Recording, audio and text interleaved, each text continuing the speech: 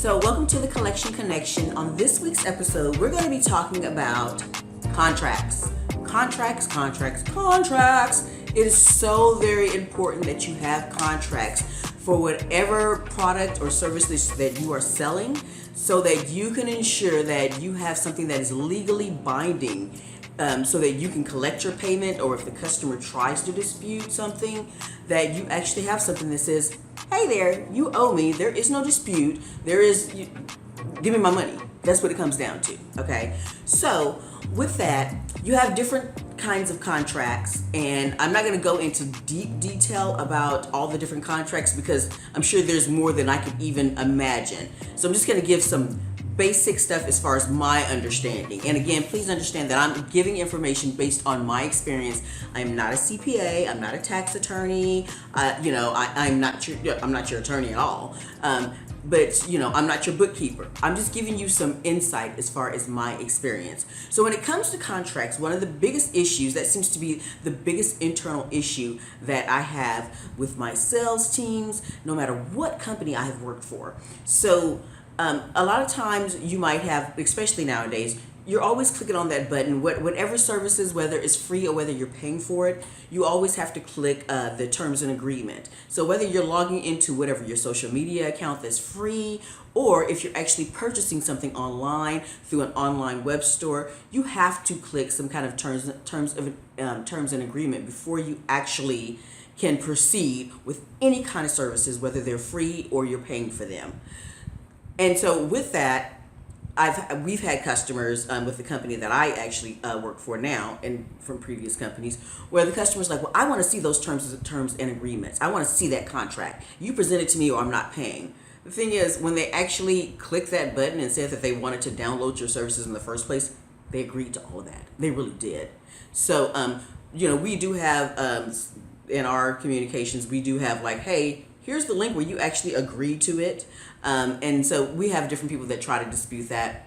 It's not the norm. That's not something that customers do all the time. But we do have some that are like, oh, I don't think it was legally binding because, I just clicked a button. Welcome to technology. So the other thing that we have are the ones, the types of situation where you actually have services that were negotiated, that were discussed with our sales rep, your rep, your marketing person, whoever it may be, it has been discussed, the terms and services have been discussed, negotiated, and then either, say your company will send over a invoice or a quote that the customer has to sign. Sometimes it's also referred to as a scope of business or things of that nature. Again, I'm not going to go into full detail of the different types of things that you can, or agreements that you can have between you and your customer. But it is very important that you have something. That is the most important thing. So then you have those terms. Now, some companies actually will say, well, we will send you over a purchase order that outlines the scope of this agreement so that we are all have a clear understanding. The most important thing is to have something where you clearly agree to the terms of services. Also, I want to just put out there, a lot of customers, I won't say a lot, some customers will actually have their own purchase orders that outlines their own terms of services. So the issue then comes up, say that your company's standard policy or agreement says that they have 30 days to pay. But then the customer has a purchase order that says that, hey, our term says that we have 90 days to pay. That's where sometimes an issue comes in and there becomes a big challenge. I'll just say a challenge as to who actually is correct. So if my company is selling the products and we have an SLA or standard licensing agreement or any kind of standard agreement that says these are the terms of the service, please understand this and understand you have to pay us with this amount of time, or we'll put you on some kind of credit hold or IT support hold, or we'll refer this to our attorney or something like that. It needs to be very clear.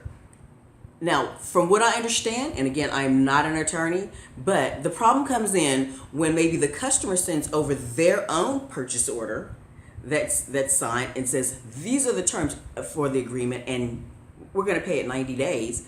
And then we actually go ahead and send them the license or whatever their agreement is or their product, but yet their policy literally states that they're not going to pay you for 90 days. I have to get with my reps all the time about this. It's like, please do not bill out the customer or send them the product if there's a discrepancy in the terms. Now, I understand that the sales reps, renewal reps, they're just trying to close the deal. They have their goals. They are focused on what they need to do. So once they get that purchase order or whatever it is from the customer saying, yes, we agree to this, sometimes they're just not looking at the actual fine print as as minute as something that just says payment terms.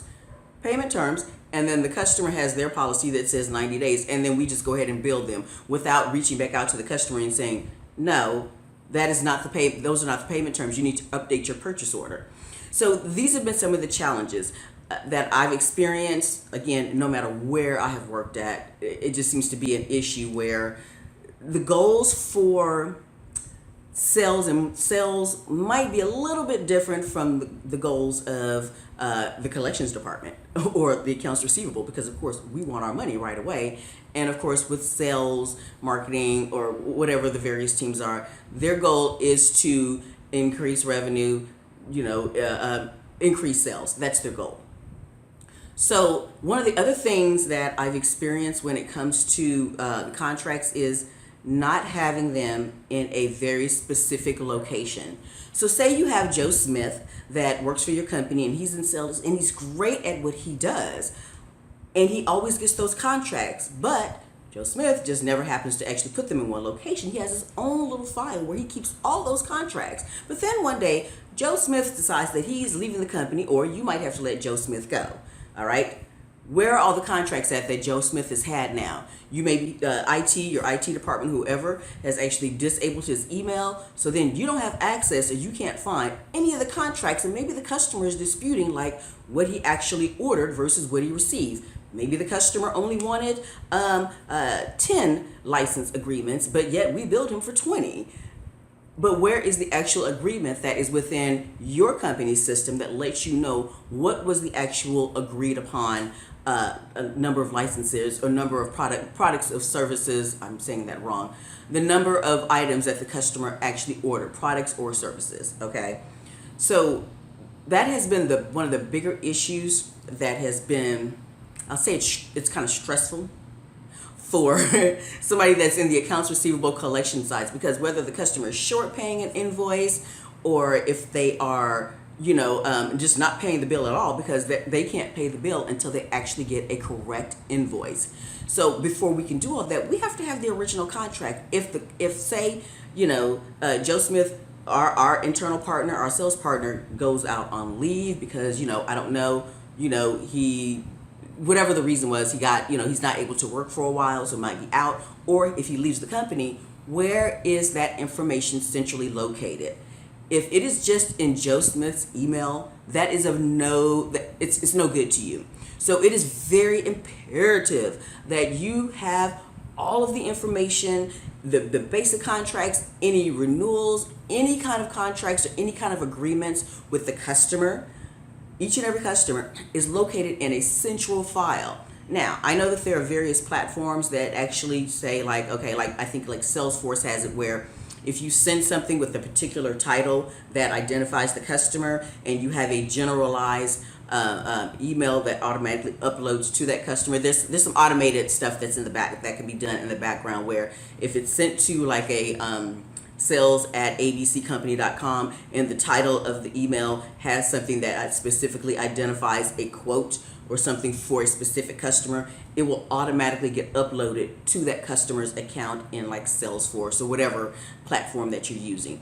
These are great, but if you don't have that, if that is not something that you have an active system with, if you're kind of like, old school and, you're like, you don't believe in all that, newfangled, technology, have boxes. Do I think that's a bit antiquated? Yeah, but at least have a system in place where everything is located, because when it comes down to it, when it is time to get your money collected, and if the customer is trying to dispute or negate any of the charges or just flat out isn't paying and you have to send them to a collection agency or to an attorney, you want to have all your facts and evidence in one place that is easily accessible to anyone. And on the off chance that one of your reps has left the company, the last thing you want to worry about, if somebody owes you, whether it's $1,000 or $100,000 or what have you, you don't want to have to be scrambling to get the information that's needed to encourage this customer to pay immediately. So I cannot stress this enough. It is so very important that you have signed documents that details the parameters or the scope of business that you are providing to this customer, and that they have agreed to it, and also to make sure that it is in a very centralized location, that whether it's whoever it is that needs to have access, whether it's your new rep that comes in and replaces the old rep, or somebody in collections that needs to send it over to the attorneys for some kind of considerations, or whatever it is extremely important that you have this in a very centralized location, box, some kind of shared drive, some kind of automated system that uploads the documentation to that customer's account specifically. I hope you guys are enjoying the information that I'm sharing with you. Again, this is the Collection Connection, and I just want to be able to share my knowledge from my work experiences about the importance of having a good internal collection process that can help you collect your money. You need to get paid, because the longer your money is sitting out there as a receivable, the less likely you are to get paid. So with that, join me again next week, and thank you for your time. And if you have any questions at all, you are more than welcome to reach out to me, and I will do my best to answer them. If you have a different collection process or a different AR process within your company that is like completely different, I've had those experiences. I'll share those another time. I welcome you to please share them in the comments. Give me your feedback, and thanks a lot. Okay, bye.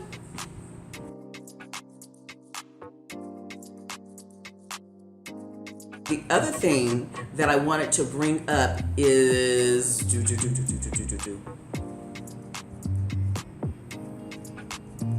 okay, I can't remember what it was. There was something else I was going to bring up to you guys to make sure that you also understood. Hold on.